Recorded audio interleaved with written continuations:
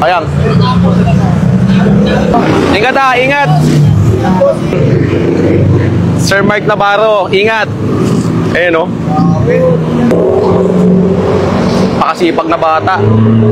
Brother, anong pangalan mo? Mark Anton Navarro po. Mark Anton Navarro. Nag-aaral ka pa? Oo, nag-aaral pa po.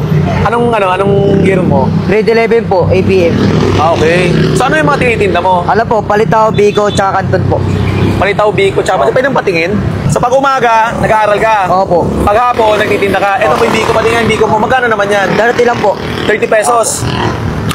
Etong kanton, magkano yung kanton? Darati lang din po. 30 pesos. Opo. Ayan. Ito pa lang po, na-umpisa ko pa lang po, 2019. 2019, nagtitinda ka na Opo. ng ganyan. Opo. So, ganun pa rin, nasa taas, sa ulo mo pa rin siya. So, ano yung pinana-actis mo ba yun? Di po, parang ano ko lang po yun, parang kasiyahan ko lang po yun dati. Parang nasanay na lang. Opo, nasanay lang po. Sa kalsada. Isipin mo, 2019, almost 6 years ka nang gano'n na nasa taas lang ng ulo mo yun. Tapos yun ano, saan ka umiikot dito sa buong Taguig? Ano po, Lower Bikutan, Parañaque, ayun po. Tapos dito Taguig din po. So ito lang ang gamit mo, itong bike na to. Opo, yun lang po yung gamit ko. Galing no. Sir, pwede mo akong pakitaan ulit kung paano mo ginagawa yun? Sige po. Papakitaan tayo ni Sir kung paano niya bibit-bitin tong mga paninda niya. Tinasalansan na ni Sir at ipapakita sa inyo kung paano niya i-balance yan. Huwag kayong hihinga dahil medyo mahirap to. Huwag kang hihinga Sir, baka malaglag ha.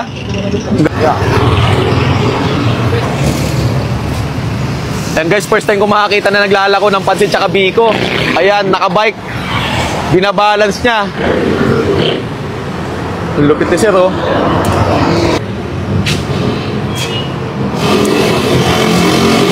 Ayan, nakabike. Naglalako ng pansit, biko. Ayan, tsaka palitaw. Ilang oras ka nakabalance sa ganyan Sir na nagtitinda? 4 na oras din po. 4 na oras na ganyan nasa ulo mo lang. Opo. Galing. Ayan Sir, no? Ito yung pansit. Opo, man. Ayan, pansit to. Tapos ang palitaw pa Sir.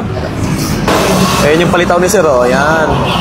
Tatlo, ano yan Sir? 3.20 po. 3.20 yung palitaw. So guys, may nakita tayo ditong isa nagtitinda ng pansit, palitaw, tsaka biko. Guys ito yung guys, oh.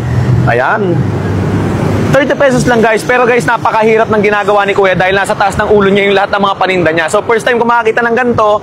So guys, naglalako lang siya dito guys, around Taguig lang, itong Triumph. Ayan, yung kahabaan ng Triumph guys, minsan nasa Lower Bikutan din siya. Kaya kung makikita natin si Kuya Mark Navarro, supportahan natin guys, bilihan din natin siya dahil masarap din yung mga paninda niya at mura lang. So 30 pesos lang tong pansit, tapos yung palitaw 3.20, tsaka yung biko 30 pesos yung biko mo, no? Ayan. So suportahan natin guys pag nakita natin kahit pa paano bumili kayo ng isa, malaking tulong na yun para sa pag-aaral ni Sir Mark kasi nag-aaral to si Sir Mark. Pag umaga nag-aaral ka, pag umaga nag-aaral si Sir, pag hapon nagtitinda siya. Ayan. So ito guys, tikman natin yung pansit. Pansit Canton, ayan oh. Natin. Mainit-init pa yung pansit guys. Masarap. So sa 30 pesos, quality na rin siya, malasa, hindi tinipid sa sangkap, may mga gulay siya, di ba? Okay na rin. So, pag nakita mo si Kuya, magbilhan ninyo, supportahan natin yung kapatid natin na nagpapakahirap magtinda para sa kanyang pag-aaral, sa kanyang pamilya. So ito naman guys yung palitaw niya, ayan, 3 piraso, 20 pesos, saktong-sakto sa pangmerienda. So tikman din natin. Uy, masarap ha. Actually, hindi ako mahilig sa palitaw, pero nung natikman ko naman to, okay naman siya, masarap. Tsaka malinis sa paggagawa nito guys, kasi sila mismong gumagawa niyan. O guys pag nakita nyo si Kuya Mark Navarro nag-iikot lang yan dito sa bukong sa Triumph, Lower Bikutan, Parañaque. Madali lang siya mapansin eh, kasi meron siyang dala-dala na mataas. Diba? Yung ganun oh. So ayan si Kuya Mark Navarro na isang estudyante at nagpapakahirap magtinda, masipag, sobrang sipag. So pag nakita nyo, bilhan natin suporta. Suporta lang natin Sir Mark Navarro, ingat. Ayan o, pakasipag na bata.